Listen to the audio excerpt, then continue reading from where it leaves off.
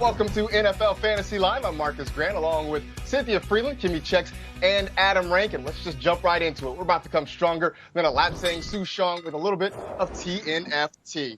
On the injury front, the Bucs will be without wide receiver Chris Godwin again, and Mike Evans is questionable with an ankle injury, but our NFL insider Ian Rappaport says the Bucs are optimistic and will decide Evans' status during pregame warmups.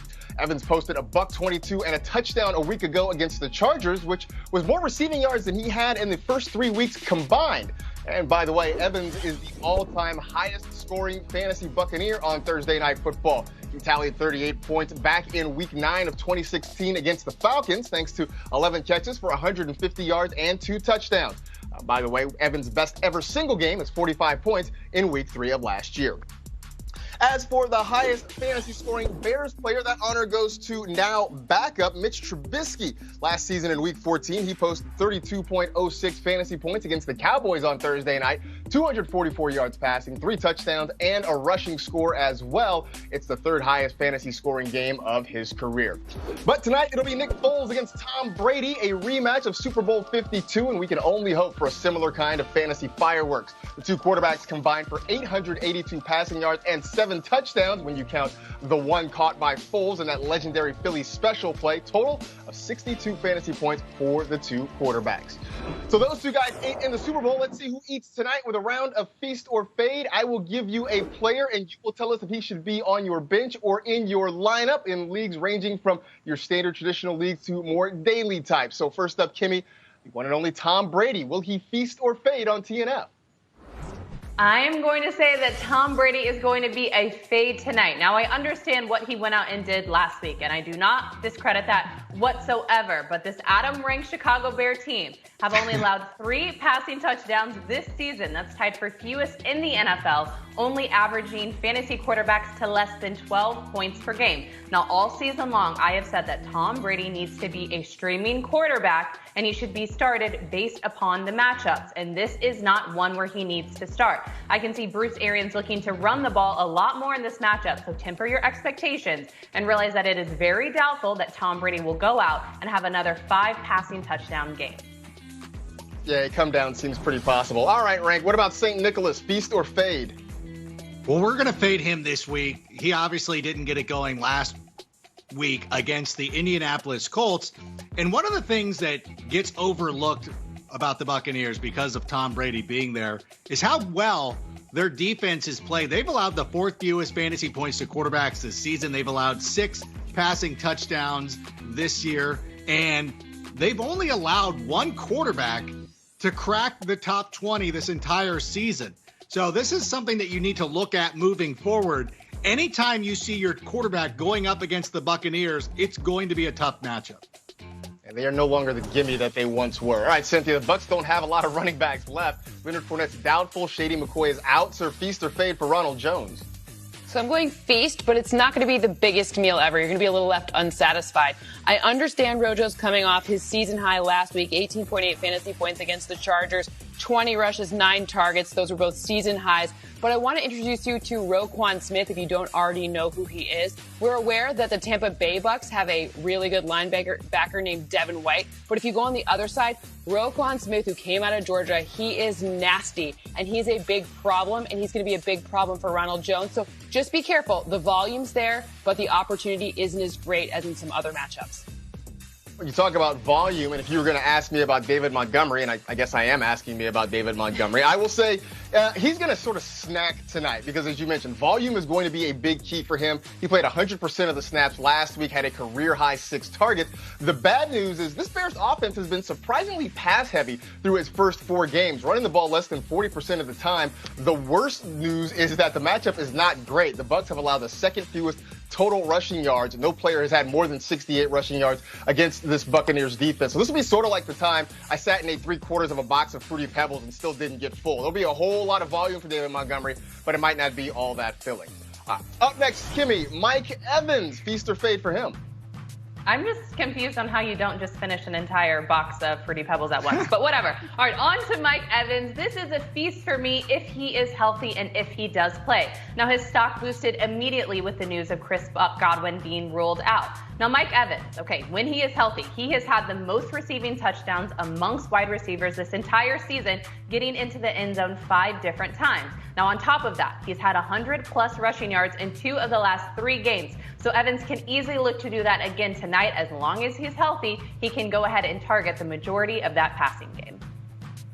The top receiver on the other side, Adam Rank, Allen Robinson, feast or fade? I'm going to say it's a feast. He's gonna go for the whole box of Fruity Pebbles. Like again, it's not going to be the most satisfying thing ever. Maybe he'll go out and grab some other cereal as well. Maybe he'll heat up a frozen pretzel. I don't know. But he's been the most targeted receiver ever since Nick Foles took over. He leads the Bears in targets, receptions, yards, touchdowns. Listen, he's one of the best receivers in the game. So the Bears are probably going to be throwing the ball a lot. As you mentioned, Matt Nagy wants to run the football, but they don't. And you're like, hey, bro, like, you're the one calling the plays. It's like when somebody's like, I got to eat better, but he's sitting there ordering chili cheese fries. It's like, you're the one who makes the decision. But I still am going to go with Allen Robinson tonight. Speaking of making decisions, Scotty Miller, the decision is he's expected to play tonight. So feast or fade, Cynthia? So this one for me is a fade, not because I don't think that he's a good option if you absolutely need to, but this is an upside option, not a safe option. He's had 7 or fewer targets in every game this season, and that Bears defense is incredibly stingy. They bring a lot of pressure on opposing quarterbacks. So we've seen Tom Brady throw some picks under pressure this season. Scotty Miller, high upside, but a lot of downside as well.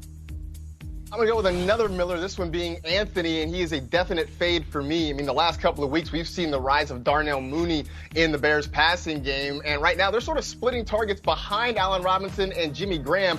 Neither one of them really has enough appeal to consider starting, so I would stay away from them, especially on Thursday Night Football, and especially against what's a pretty good defense in the Tampa Bay Buccaneers. Later on in this hour, Cynthia will give you her winning daily lineup for tonight in Best Day Ever. And in case somehow you forgot what we've been talking about over the last few minutes, it is Thursday Night Football. Buccaneers versus the Bears on Fox, NFL Network, and streaming on Prime Video. Kicks off at 8 Eastern on NFL Network with NFL Game Day Kickoff coming up right after us. Right? Time to get you caught up in case you missed it. Ravens quarterback Lamar Jackson missed practice for the 2nd straight day today with an injured knee and an illness as well. Now, according to NFL insider Tom Pelissero, both of these things are considered minor. So rank any concern on your end with Jackson facing the Bengals. We always advise anybody to pay closer attention to the Friday injury report. If he's not there tomorrow, then it's going to be a little bit more of a concern. But at the same time, you know, this is the right season to go out and make sure that you're carrying an extra quarterback. Perhaps you can go out and add somebody like Kirk Cousins, Teddy Bridgewater, Justin Herbert, just to be on the safe side. And really, moving forward, you shouldn't hesitate to have 2 quarterbacks on your roster. Let's just keep an eye, as Rank said, on that Friday report. Denver Broncos running back Philip Lindsay, who's been sidelined by turf toe since week 1, has been a full participant in practice so far this week. So staying with you, Adam Rank, are you starting him this week against the Patriots? You know what? I might want to see him play 1 game before I rush him back out into my lineup. I still feel they might ease him in a little bit. So the matchup to me is not perfect. It's not a must. You don't necessarily want to start your running backs against the Patriots. So I'll just take a wait and see, unless you're absolutely gutted because you have some guys on bye weeks. If you have Aaron Jones or you've been starting Adrian Peterson or something like that and you're forced to do it. Otherwise, if you've got a little bit of depth, I would probably look at some of your other options. More running back news. Jets runner Le'Veon Bell was designated to return from injured reserve with a hamstring injury. Head coach Adam Gase didn't say for sure that Bell will be active Sunday against the Cardinals, but he sounds optimistic, saying that Bell is in better shape than before the injury. So knowing all that, Kimmy, if you are in need at a flex position, for instance, are you rolling Bell out on Sunday? Right, so if Le'Veon Bell does return, he comes back with a really good matchup against the Arizona Cardinals that have allowed 4 different top 24 running backs this season. Now, the biggest thing for why I think Bell could have a really good game is that the Jets have a lack of receiving options. So that means he can be useful in both the run game and the pass game. And I think what you said earlier, talking about the flex position, that's exactly where you're going to want to place Le'Veon Bell because of the bye weeks and the injuries that have been riddled at the running back position. So temper expectations, but also he could have a breakout game after being back after he was out in week 1. The Philadelphia Eagles wideout Deshaun Jackson returned to practice this week in a limited capacity after missing week 4 with an injured hamstring. Now, the Eagles were down Jalen Reagor and Dallas Goedert last week, so a D-Jax return could set him up for a pretty nice fantasy day. So along those lines, Cynthia, what are you projecting for Deshaun Jackson against the Steelers? So the projection nets out at 4 receptions for 39 yards, which pretty much means no Fruity Pebbles for him. It is an upside situation because there are a lack of pass catchers for sure, but this Pittsburgh defense is not one I want to target. I think you can find better options. Carson Wentz, all of the picks is what he's throwing. So Deshaun Jackson for me is a no thank you. So much inconsistency in that Philly passing game. On the other side of this contest, Steelers wideout Deontay Johnson has cleared the league's concussion protocol, but he does still have a lingering toe issue. Now, Johnson was a full go in today's practice. If he can go on Sunday, I can certainly make a case for having him in your lineup. He is really making a case for himself as Pittsburgh's #1 receiver. Now, he is facing this Philly defense who's sort of middle of the pack against wideouts this season, so the matchup not particularly great, but I think it's still worth putting him in your lineup based on the potential volume he can get from Ben Roethlisberger. Falcons head coach Dan Quinn says Julio Jones is making progress, but only took part in individual drills today. Quinn said he'd have a better idea tomorrow whether Jones can play Sunday versus the Panthers. Calvin Ridley has been a pleasant surprise all season with and without Julio. He had 3 straight 100-yard games before being shut out last week against the Packers. How much do you like Ridley this week? You know what? I love Ridley, but then he went completely MIA last week. And I know a lot of people could be panicked, but please do not hit the panic button. If you want to hit the panic button, you can please trade him to me. But Calvin Ridley has been one of the best players in fantasy football this season and has even better value if Julio Jones does not play. Now, even after last week's head scratcher, do not sit Ridley, especially against the Carolina Panthers that have allowed a top 5 fantasy wide receiver in 2 out of the last 3 games. Look at your top 5 non-quarterback fantasy scoring rookies so far this season. Leading the way is Jaguars running back James Robinson with more than 76 fantasy points. A couple of receivers cracking this list. CeeDee Lamb in the #2 slot. Justin Jefferson is 4th. So, Adam Rank, let's look into our crystal balls for the next 4 weeks and talk about some rookies that could end up on this list next month. Give me a pair if you don't mind. Well, I want to start off with Clyde Edwards-Helaire because a lot of people are acting like he's a bust. He's currently the running back 16. That's pretty good. As a matter of fact, he has the 8th most scrimmage yards per game this season, which is pretty good. And now he's got a great matchup against the Las Vegas Raiders, who've allowed the most fantasy points to running backs. It gets a little bit more difficult, but he's got the Raiders, and then 4 weeks from now, he's got the Jets, so he should be on this list. And another guy that I love is Antonio Gibson. Now, he leads his team in touches, or has done so, for 3 consecutive weeks. His scrimmage yards, fantasy points have increased in every game this season. Even last week, we thought he had a tough matchup, but he really came through for us. And Washington has a pretty nice schedule. They got the Rams this week. That's not perfect, but then he's got the Giants, the Cowboys. He goes on a bye, but I think his average per game will put him in the top 5 easy.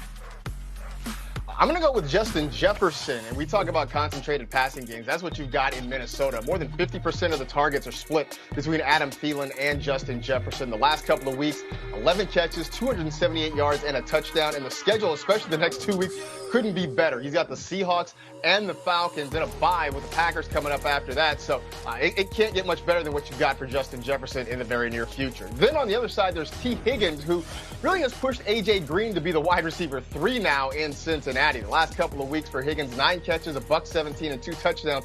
Compare that to Green, who's just 6 for 39 and no touchdowns. Now, the schedule, not particularly great. He's got Baltimore and Indianapolis coming up, but really should win on volume because the Bengals are throwing the ball quite a bit. That should continue the rest of the way. And by the way, looking further down the road, schedule gets significantly better for him in weeks 12 through 16. So now you might only be young once, but you can stay hot indefinitely. Case in point, these guys right here.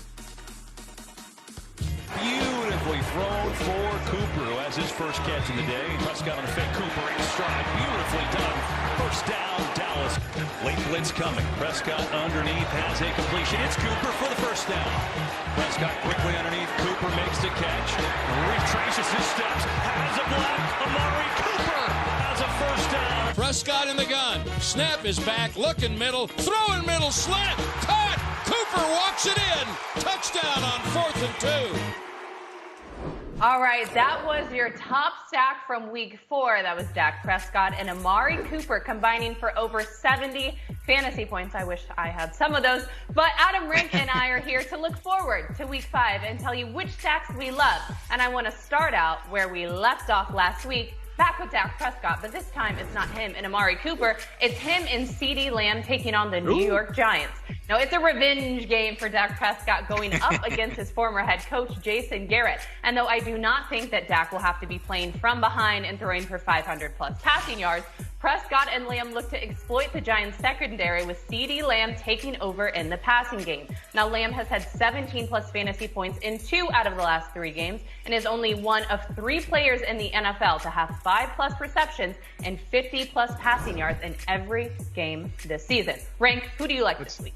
No, wait. I like that one. I do. I think it's really good. The only thing that I'm worried about is, like you said, I don't know that the Cowboys are going to be trailing because Dak Prescott is getting all of his production, or the majority of it, in the second half. That's why I'm going to go to Minnesota, or go with the Vikings. And I'm going to go with Kirk. I can't believe I'm going to say these words. I'm going to go with Kirk Cousins, and I'm going to go with Adam Thielen. Now, first of all, the Kirk Cousins has 4 touchdown passes in the last 2 games. Adam Thielen has been great. He has 4 touchdown receptions this season, which is second most amongst wide receivers. We know the Seahawks allow a lot of production through the air, and we know they've given up the most or close to the most or whatever it is. The thing is, he's going up against Russell Wilson, and this is the kind of game where I feel like they're going to have to throw the ball over and over again. And even though Marcus was talking about Justin Jefferson, to me, this is all Adam Thielen. So I want a high-scoring game.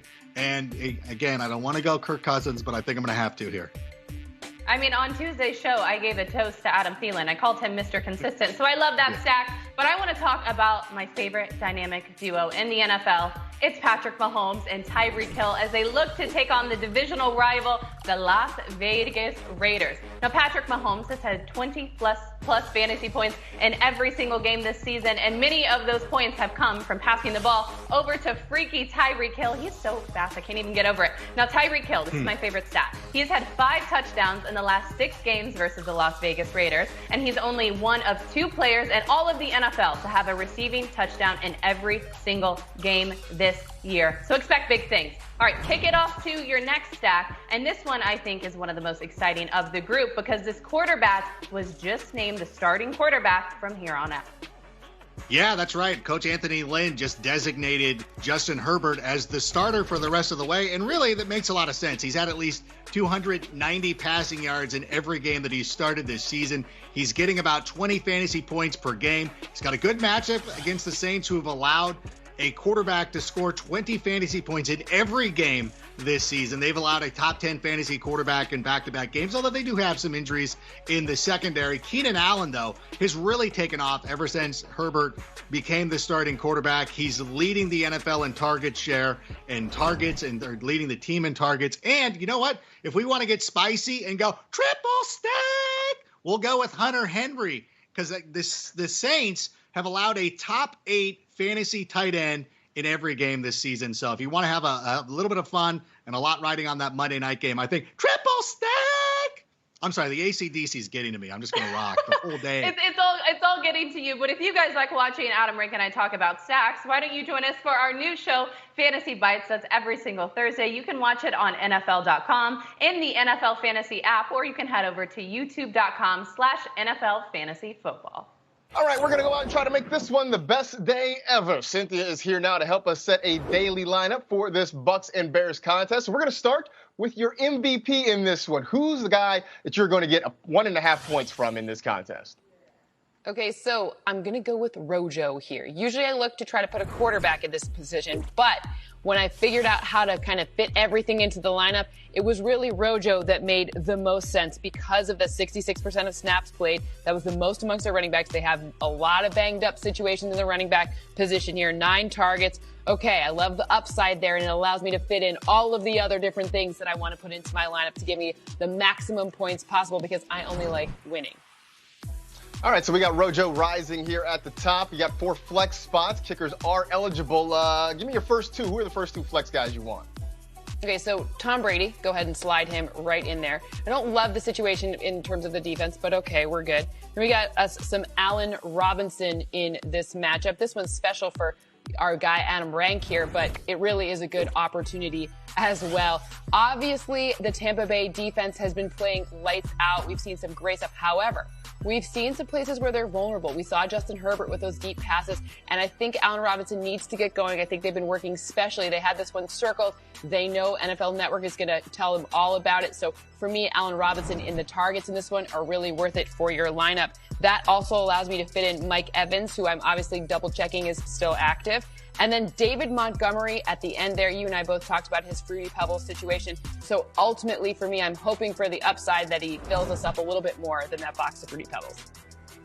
Hey, man, at some point I was just like, maybe I should go do something else because I was just eating them and they just weren't filling me up. So hopefully this is a lot more satisfying than that box of cereal was. Go out and carpe the diem and let's hope that this was the best day ever.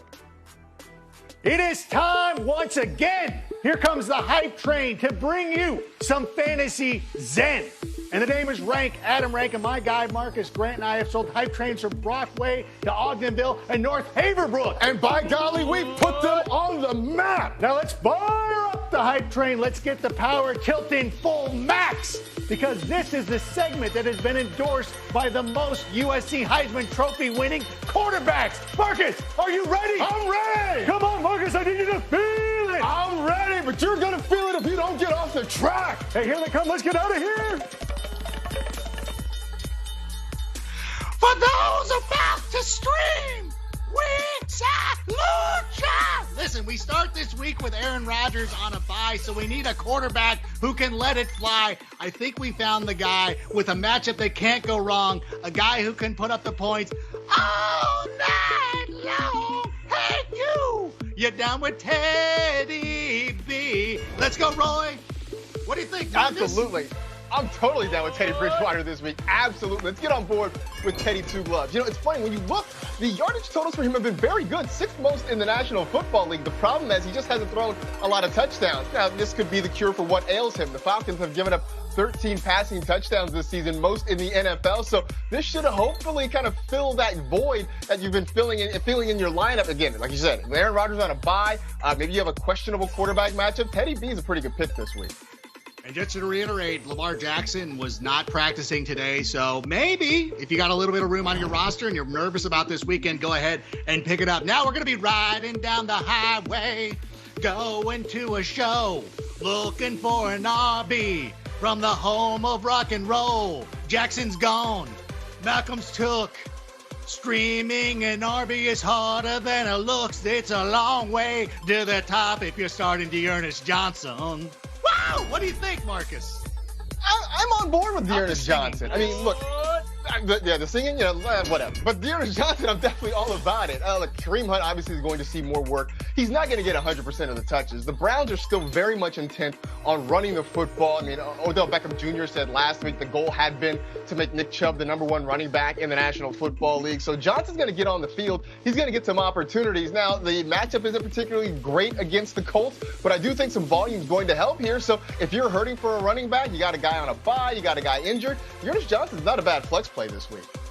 The only problem is that matchup against the Indianapolis Colts is one of the toughest. We saw it last week where they shut down the Chicago Bears. Now, I got to say this, though. The Seahawks are a fantasy machine. They keep the motor clean. Russell Wilson is the best that I ever seen. And we can go all night long. But DK Metcalf's gone. We can't get Tyler Lockett. But what about David Moore, Marcus? Yeah, no, can't quite do it with David Moore. That's just not going to happen right now, right? I mean, he's just way too volatile week to week, seeing 8% of the targets. He's actually behind Chris Carson when it comes to target share in the Seahawks offense. He's way too touchdown dependent. I know he had a nice week last week, and I know the matchup was pretty good, but I just don't know that I could trust it. I mean, maybe I guess if I was in like an 18-team league or something and I had 3 wide receivers to start, but generally speaking, I'm staying away from David Moore. Hey, you're on the waiver wire. Yeah, that's the thing. It's a great offense, and I want to have as many pieces of it as possible. But unfortunately for David Moore, it's just not going to work out for us. I'm so sorry. Unless I'm in that 18-team league. Maybe, I'm in a league with, a bunch of other guys in a 14-team league, maybe, but probably not. All right, it is time for my 5. And with the Packers and the Lions on a bye week and the plenty of injuries we've seen across the league, today I'm bringing you 5 fantasy football replacements to help get you through these unprecedented 2020 times. Let's kick it off at the number 5 spot. It's the guy who's now the starting quarterback from here on out for the Los Angeles Chargers. It's Justin Herbert going up against the Saints on Monday Night Football. Now, with only a few starts under his belt, he is currently the quarterback number 10, averaging just under 20 fantasy points per game. Herbert has thrown for over 290 passing yards in all 3 games this season and looks to do the same against the Saints, who have allowed a top 10 fantasy quarterback in 2 straight games and are also one of 2 teams in the league to allow a 20-plus fantasy point quarterback in every game this season. All right, next up, and staying at the quarterback position, it's number 4, Teddy Bridgewater at the Atlanta Falcons. Now, I just talked about how bad the Saints defense has been against fantasy quarterbacks, but the Atlanta Falcons are even worse. They've allowed a top 3 fantasy QB in 3 of 4 games this season, averaging the most points allowed at that position. Now, Teddy Bridgewater has been the best. He had the best game of his life last season last week against the Cardinals when he finished as QB number 4. All right, next up at the number 3 spot, we're counting it down. It's T. Higgins at the Baltimore Ravens. Now, we need to give Higgins his credit where it's due, and he truly has stepped up as Joe Burrow's wide receiver, too. Higgins' target share has steadily risen this season with 6+ in 3 straight games, which bodes well for an offense that throws the ball constantly, with Joe Burrow averaging 44 pass attempts a game, the 2nd most in the league. All right, we're going to number 2. And earlier, I talked about his talented quarterback, but the run game also deserves a spotlight. So welcome to the party, Joshua Kelly, going up against the Saints as well. Now, he was a hot ad on the waiver wire this week after Austin Eckler was placed on IR, and Kelly is poised to expose the New Orleans defensive holes against the run game. Kelly led the Chargers running backs with 12 touches and 58% of the snaps in Week 4, and Eckler, who is out, has 15+ touches and RB8 numbers that are up for grabs, so Kelly is expected to absorb those. All right, you guys, last but certainly not least, it's the running back to complement Kareem Hunt, and it's my number 1 guy, D'Ernest Johnson, against the Colts. Now, this is one of the toughest matchups on paper, and I understand that on why some people could be scratching their head, but listen, Kareem Hunt is going to need help with Nick Chubb injured. Johnson led the team in rush attempts and played the 2nd most amount of snaps out of running backs in Week 4. As the Colts try to shut down Hunt and his speed, I can easily see D'Ernest Johnson having his breakout game of the season and can solidify himself as a true running back to consider every single week. All right, those are my 5 fantasy replacements for this week. Let's light the fuse for Projection Junction, shall we? Cynthia's here to tell us if we can expect some more explosive performances like the ones we saw last week from some of those top scorers. And one of those guys you saw, Joe Mixon. He was the number 1 fantasy player of Week 4. This week he's got the Baltimore Ravens, but he was limited in practice with a shin injury. What are your projections for Joe Mixon this week? Okay, so obviously we need to keep an eye on that shin injury for sure. However, I have 62 rushing yards, 3 receptions, and 19 receiving yards projected. Baltimore is not a defense that you want to target for almost all intents and purposes. They've not allowed a 75-plus rushing yard to any running back this season. So while I like Joe Mixon's volume, I'm a little fearful of what else we could potentially see. Okay, then how about George Kittle against the Dolphins? He had that bananas week last week. What do you see for him this week? More bananas, 6 for 64 and a touchdown projected for him. This is their best pass-catching option. They're likely to get Jimmy Garoppolo back. Obviously, keep an eye on everything going on in San Francisco. But this is a great defense to target for that situation. And, of course, George Kittle's going to want to get those numbers up because I think he's looking right at Travis Kelce, so he knows what's going on, and he's going to be a big part of this pass-catching game. B-A-N-A-N-A-S. That's an AC/DC song, right? Anyway, OBJ showed what he can still do. What kind of encore could we see against Indianapolis this week? I like this one. 5 for 73 and a touchdown here. This could be even higher. I don't have rush yards projected for him. Maybe I should start projecting both for him because he's so dynamic and they're using him in so many different ways. I think one of the keys, this is going to sound stupid, but one of the keys to the Browns is for them to have fun. You saw a lot of different tricks with him and Jarvis Landry. So for me, Odell Beckham could have an even better day than this. This is just a median projection, remember. There is a nice upside available. DJ Chark do at Houston do what do you do have for him? 561 and a touchdown in this one. The Texans defense gives up all of the yards in the passing game and against the run. You really want to target kind of everyone on this offense. I think this is going to be a high scoring affair overall. So that means I think both teams are going to be passing late, which means both quarterbacks and both wide receivers that are number one and both running backs. Like, really, you're going to want to target a number of people in this game. And of course, I can't sing the song because it will never get out of my head then. But you absolutely want to get that guy with the name, with the song in your lineup. We've been talking about the passing games in this Vikings-Seahawks game, but what about the running games? Can we let Dalvin cook this week? Yeah, The answer is absolutely. 71 rush yards, a rushing touchdown, 4 receptions, 41. Oh, just that many? I mean, goodness, this is quite the projection here. They're going to want to keep Kirk Cousins in the passing, in the flow. You know why? Because they're going to have to keep up. Because you know who can score? Russell Wilson. So everybody's going to cook on both sides of this. There's going to be cooking by Russell Wilson and cooking by Dalvin Cook. There's just a lot of cooking going on here. Just getting all spicy in this Seahawks-Vikings game. Looking forward to it. Should be a whole lot of fun. We got a bunch of questions from Twitter that we know you are really just asking for a friend. So you sent us your Week 5 questions. We're here to help as best as we can. So, Adam Rank, we will start with you. This one is coming from Bearcat Steve. He wants to know Deshaun Watson or Kyler Murray this week? Steve, I have never let you down in the past, so I'm going to let you know that Deshaun Watson absolutely needs to start. I've seen this situation play out too many times in football when you have a coaching change, and reportedly that situation got ugly. And if you're drawing the ire of J.J. Watt, then I think something is wrong. And I think now that they're a little bit freer, they've been released of the burden of Bill O'Brien, that we're going to see the best version of Deshaun Watson. So I would absolutely start him, Will Fuller, all these guys this week. All right, Kimmy, this one from Will Jackman, who I can only assume is Hugh's brother. Who should I start as a wide receiver 2 this week? T.Y. Hilton, N'Keal Harry, or Emmanuel Sanders?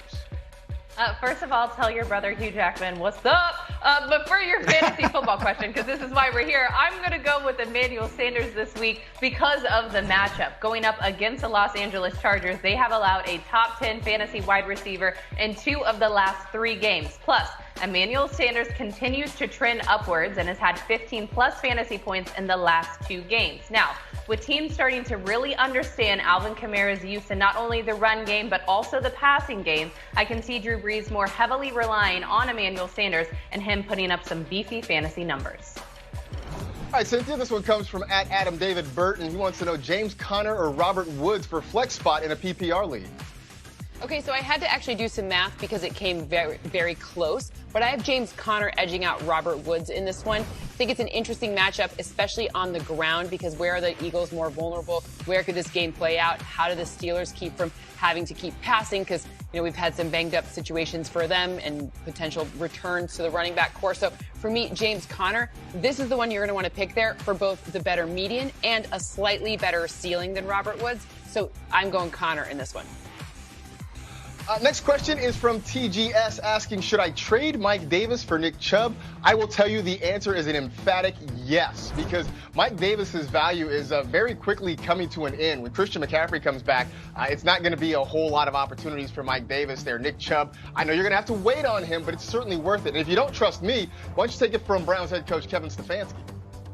We're giving it to Nick, so don't worry, fantasy football people. Thank you. We appreciate that. I'm glad somebody's looking out for us. Yeah, I said earlier, the Browns had a goal of trying to make him the #1 running back in the NFL. Like I said, if you can afford to wait, do it. But you got to get him, especially if you're giving up Mike Davis. All right, next one. This one for you, Adam Rank. David wants to know, I got offered OBJ and A.J. Brown for Kelsey. I'm deep on tight ends with Schultz and Tanyan. Need wide receivers and running backs. Should I make the deal to try saving the season?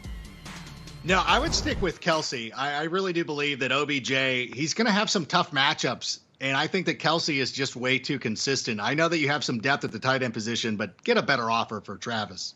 Now to call me crazy, but our TNF predictions that might leave some folks scratching their heads. Adam Rank, start us off.